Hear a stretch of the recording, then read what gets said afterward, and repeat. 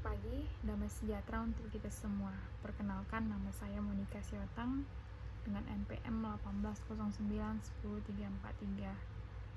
Di sini saya akan mempresentasikan dari bab 1 yang saya pilih untuk menjadi topik presentasi saya, yaitu dari bab 1 tentang penganggaran perusahaan. Dengan adanya presentasi ini akan menambah wawasan kita dan menambah wawasan pengalaman untuk lebih mengerti tentang apa itu penganggaran. Ini saya akan menjelaskan tentang penganggaran, sedikit tentang penganggaran.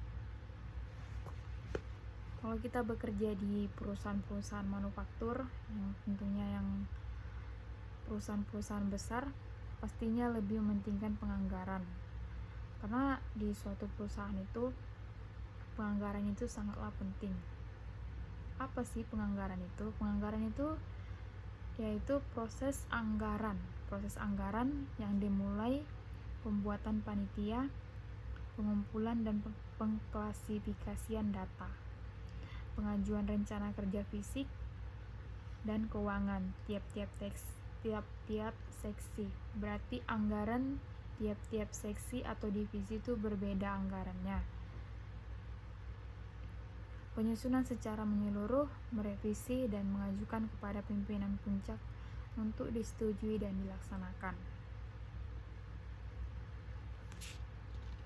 Di dalam penganggaran ini kita dapat mempelajari seperti model penyusunan anggaran, pengelolaan anggaran, jenis-jenis anggaran, keunggulan dan kelemahan anggaran, dan anggaran penjualan.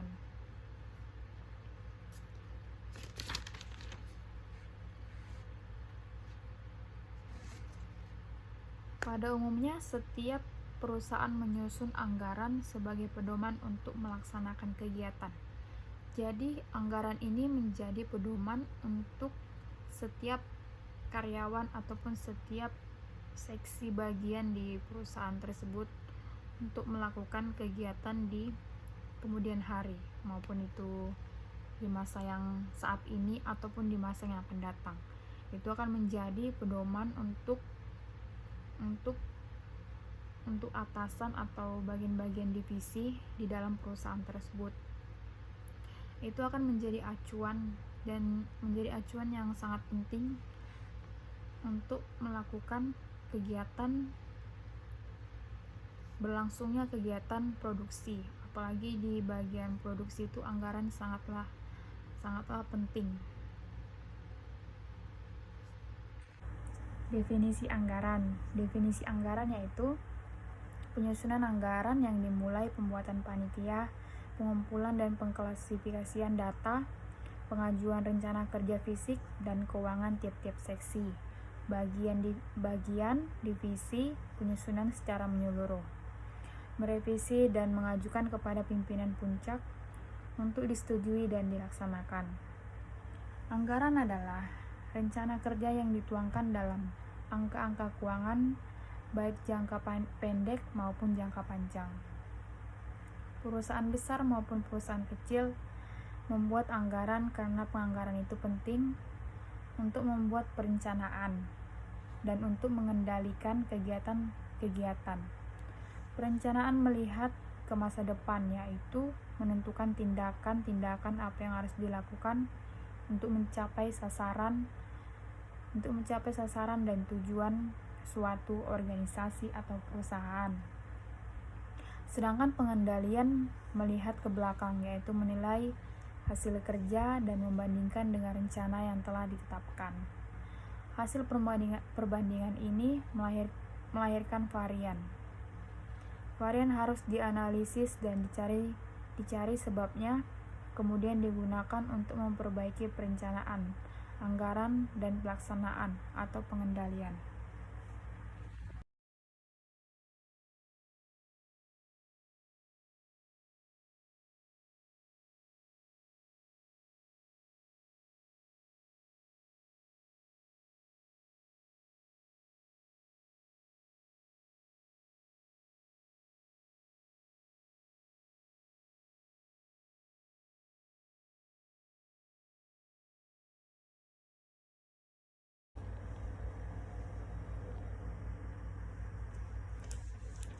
Model penyusunan anggaran.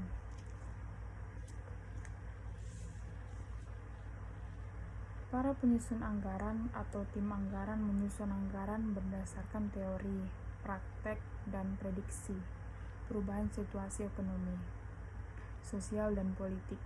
Penyusunan anggaran berdasarkan teori ialah pembuatan anggaran berdasarkan pengetahuan ekonomi perusahaan, di mana titik sentral perusahaan adalah mencari laba.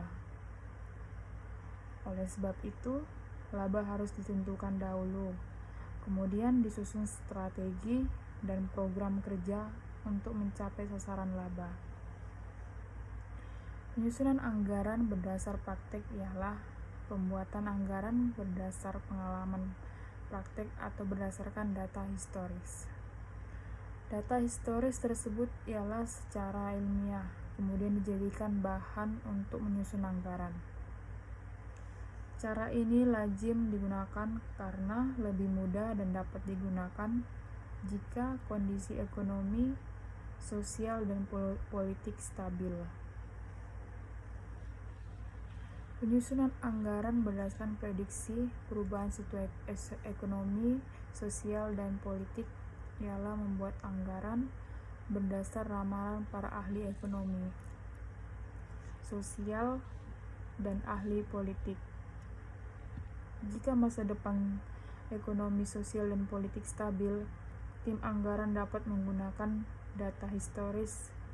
Tetapi jika masa depan ekonomi, sosial, dan politik tidak stabil atau ada perubahan yang cepat, maka data historis tetap dijadikan dasar pembuatan anggaran dengan diadakannya penyesuaian hasil ramalan perubahan kondisi ekonomi, sosial, dan politik.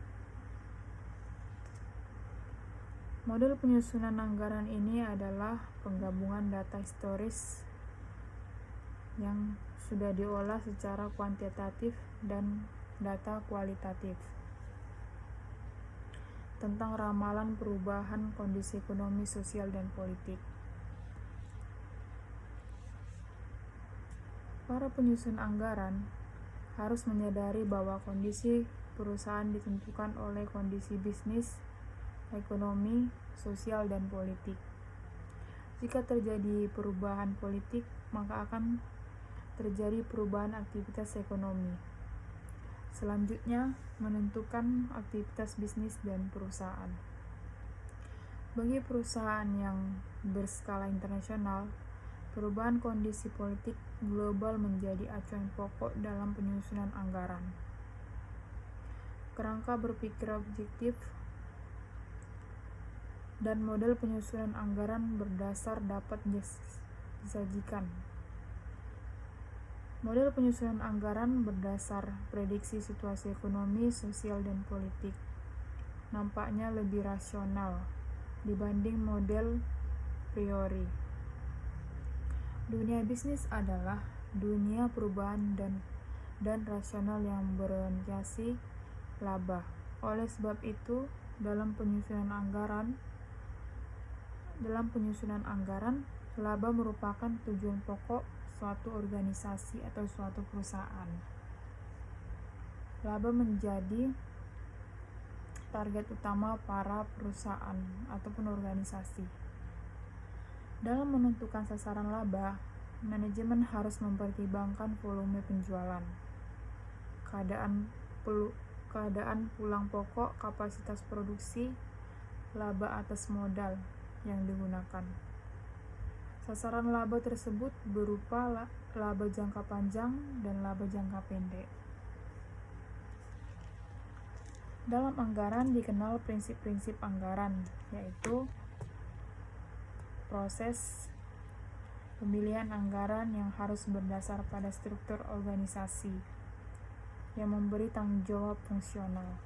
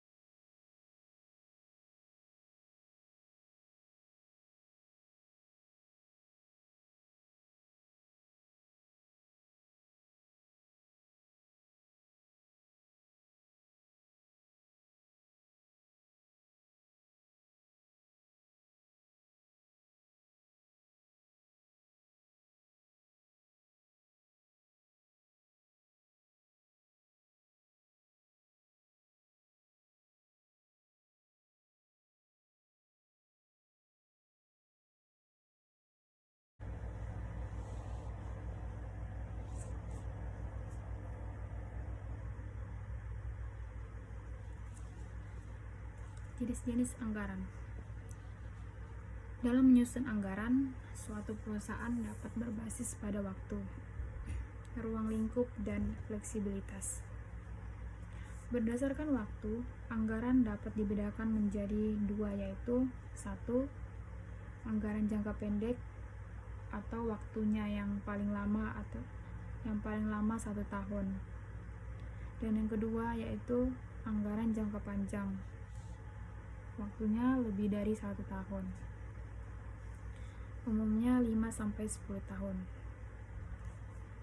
Berdasarkan ruang lingkup, anggaran dapat dibedakan menjadi 9, yaitu yang pertama, anggaran parsial, yaitu anggaran yang ruang lingkupnya terbatas. Misalnya atau contohnya anggaran produksi atau anggaran penjualan. Yang kedua, anggaran komprehensif atau lazim disebut anggaran induk, master budget, yaitu anggaran menyeluruh dalam perusahaan manufaktur, meliputi anggaran penjualan, anggaran pemakaian bahan baku, anggaran pembelian bahan baku, anggaran biaya tenaga kerja langsung, anggaran biaya overhead pabrik, anggaran harga pokok produksi, anggaran biaya pemasaran, anggaran biaya administrasi, anggaran laba rugi, anggaran kas, dan anggaran neraca. Berdasarkan fleksibilitas, anggaran dapat dibedakan menjadi yang pertama yaitu anggaran statis atau static budget, atau anggaran tetap fixed budget, yaitu anggaran untuk satu titik kegiatan saja. Misalnya pada satu titik kegiatan volume penjualan 1000 unit, kemudian disusun anggaran pendapatan, biaya, dan anggaran laba operasi. Yang kedua yaitu anggaran luas atau flexible budget, yaitu anggaran pada beberapa titik kegiatan, misalnya anggaran pada volume penjualan 1000 unit, 1100 unit, 1200 unit, dan seterusnya. Kemudian disusun anggaran pendapatan, biaya, dan laba operasi pada setiap volume penjualan.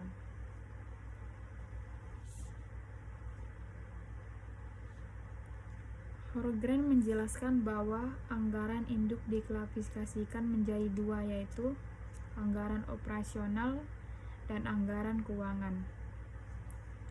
Anggaran operasional terdiri dari yang pertama, anggaran penjualan, anggaran produksi atau untuk perusahaan pabrik, terdiri dari bahan yang digunakan dan yang dibeli, upah langsung, biaya produksi tidak langsung atau overhead pabrik, perubahan tingkat persediaan barang, anggaran harga pokok penjualan, anggaran biaya penjualan, anggaran biaya administrasi, anggaran perhitungan rugi, laba.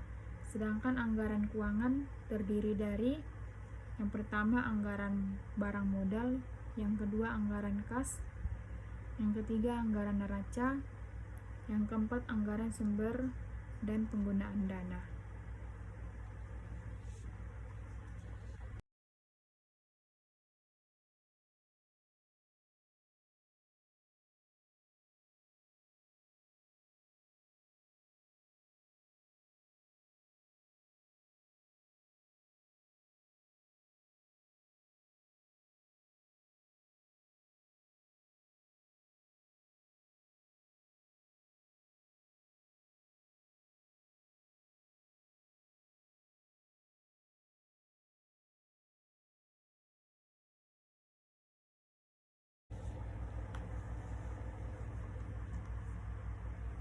Keunggulan dan kelemahan anggaran.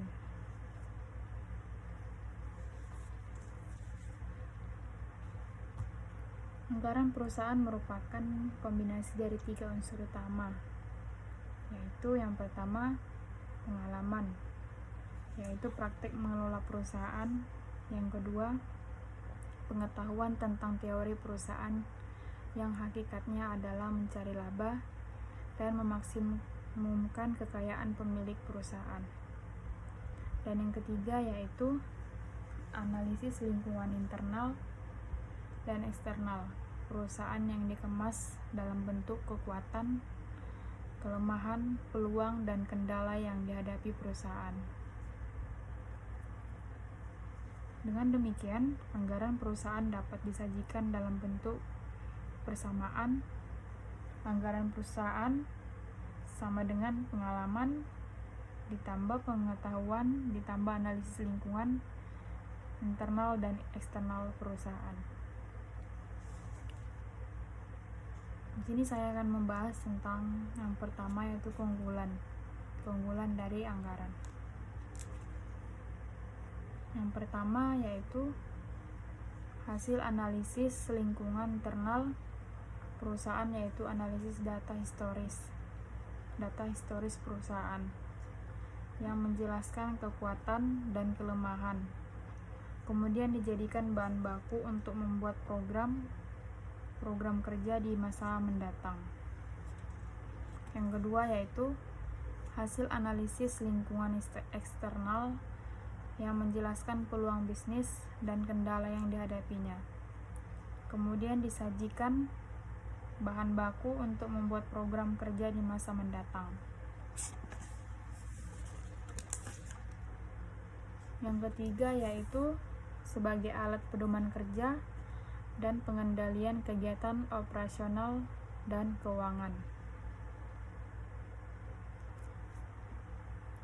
Yang keempat yaitu sebagai sarana koordinasi antar seksi, bagian, divisi dalam suatu perusahaan. Yang kelima yaitu sebagai sumber rasa tanggung jawab dan partisipasi aktif semua kepala seksi, bagian, divisi dalam suatu perusahaan. Yang keenam yaitu sebagai dasar untuk mengetahui wewenang dan tanggung jawab semua level manajer. Untuk yang selanjutnya saya akan menjelaskan tentang kelemahan dari anggaran tersebut. Yang pertama yaitu prediksi kegiatan bisnis di masa mendatang belum tentu dapat atau belum tentu mendekati kenyataan. Yang kedua yaitu perusahaan kondisi politik, sosial, ekonomi, bisnis di masa mendatang sulit diprediksi, sehingga sering tidak terjangkau dalam pemikiran pembuat anggaran. Yang ketiga yaitu sering terjadi konflik kepentingan dalam penyusunan anggaran maupun dalam pelaksanaannya. Yang keempat yaitu pembuat anggaran atau kepala seksi, bagian, dan divisi sering berpikir subjektif, mementingkan seksinya atau mementingkan bagiannya atau mementingkan divisinya saja.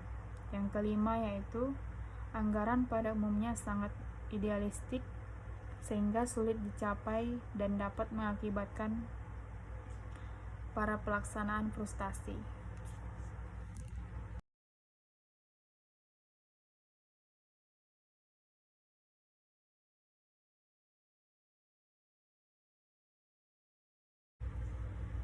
Selanjutnya saya akan menjelaskan tentang pengelolaan anggaran atau pengelolaan anggaran. Proses penyusunan anggaran membutuhkan koordinasi semua level manajer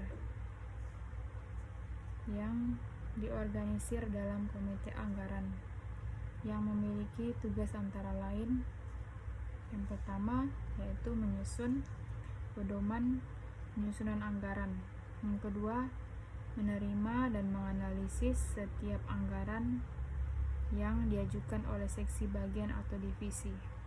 Yang ketiga yaitu memberi rekomendasi penyempurnaan. Dan yang keempat yaitu menyetujui anggaran. Di samping komite anggaran, suatu perusahaan pada umumnya memiliki departemen anggaran yang mempunyai fungsi antara lain yang pertama menyusun sistem dan prosedur penganggaran atau budget manual. Yang kedua, memberi pendidikan dan pelatihan kepada tenaga pembuat anggaran. Yang ketiga yaitu mengumpulkan dan menganalisis data. Yang keempat, mengevaluasi kinerja berdasarkan anggaran. Dalam budget manual yang disusun oleh Departemen Anggaran bermaksud menyatakan sasaran, tujuan, struktur organisasi, prosedur, wewenang, dan tanggung jawab dalam penyusunan anggaran. Setiap orang yang ditunjuk oleh seksinya, bagian divisinya harus mengikuti budget manual. Hakikatnya budget manual membuat sistem operating prosedur atau SOP yang menurut instruksi, informasi, referensi untuk penyusunan anggaran. SOP menjelaskan tentang anggaran, apa yang harus dibuat, bagaimana membuatnya, kapan pembuatan anggaran itu dibuat, dan siapa yang melakukan penganggaran tersebut.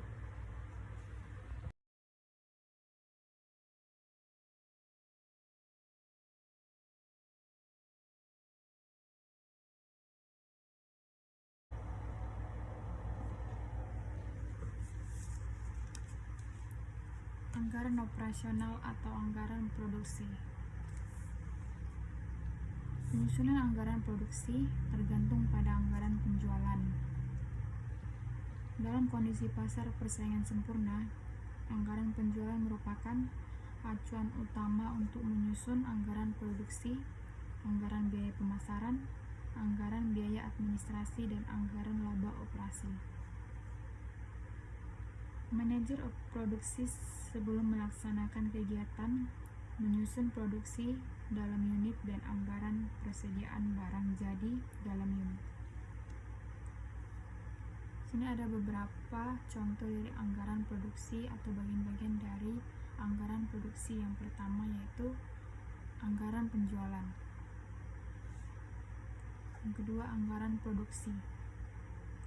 Anggaran produksi berguna untuk pedoman kerja, koordinasi kerja, dan pengendalian kerja divisi produksi. Semua level manajer di divisi produksi harus bekerja berdasarkan anggaran produksi. Di samping itu, anggaran produksi berguna untuk yang pertama yaitu menunjang kegiatan penjualan. Yang kedua menjaga tingkat persediaan barang jadi yang sewaktu-waktu diminta oleh konsumen. Yang ketiga yaitu mengendalikan kegiatan produksi agar dapat menciptakan harga pokok produksi yang serendah-rendahnya.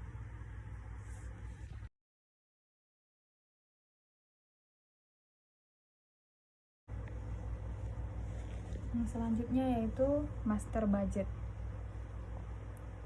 Master budget merupakan anggaran perusahaan secara komprehensif atau rencana keuangan menyeluruh untuk suatu organisasi yang memadukan seluruh aspek kegiatan bisnis. Master budget berisi anggaran operasional dan anggaran keuangan.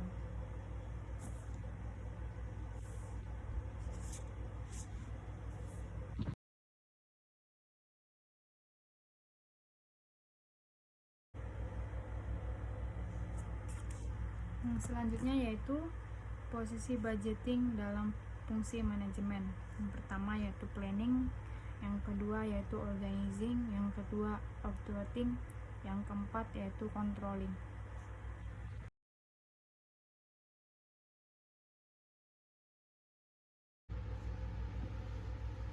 Yang selanjutnya yaitu fungsi anggaran.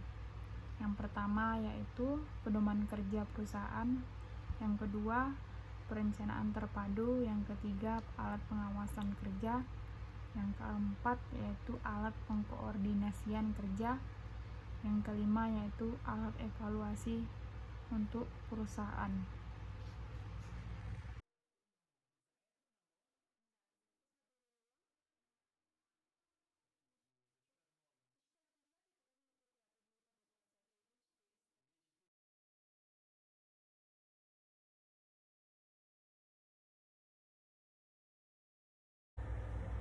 Yang selanjutnya yaitu klasifikasi anggaran. Yang pertama yaitu jangka pendek, anggaran jangka pendek dan anggaran jangka panjang. Yang kedua yaitu dasar penyusunan anggaran variabel.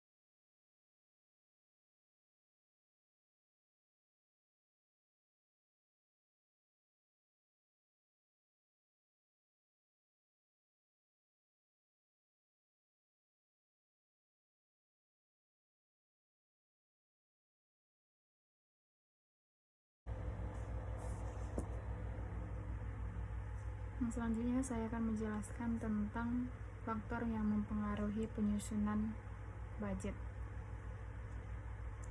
Yang pertama yaitu hasil penjualan tahun sebelumnya, yang kedua yaitu besar modal, yang ketiga yaitu kebijakan perusahaan, yang keempat yaitu keadaan kompetitor, yang kelima yaitu besar kapasitas produksi, dan yang terakhir yaitu besar tingkat pertumbuhan penduduk.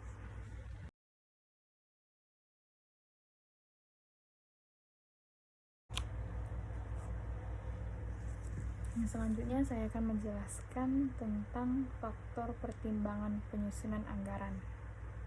Yang pertama yaitu tujuan dan kebijakan suatu perusahaan. Yang kedua data masa lalu. Yang ketiga prediksi perkembangan kondisi ekonomi di masa datang. Yang keempat yaitu prediksi perubahan kebijakan pemerintah. Yang kelima yaitu melakukan penelitian.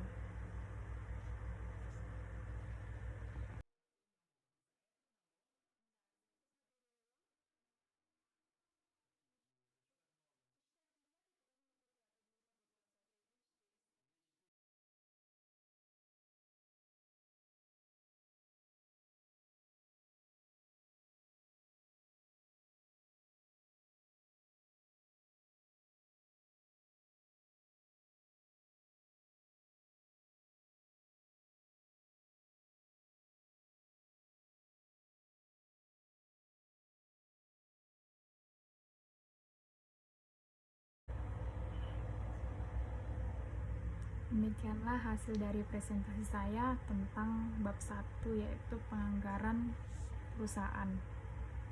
Jika ada kata yang salah, saya mohon minta maaf, dan juga saya berterima kasih kepada Ibu Hermaya Pusunggu yang telah mengajari dan membimbing di mata kuliah penganggaran perusahaan ini.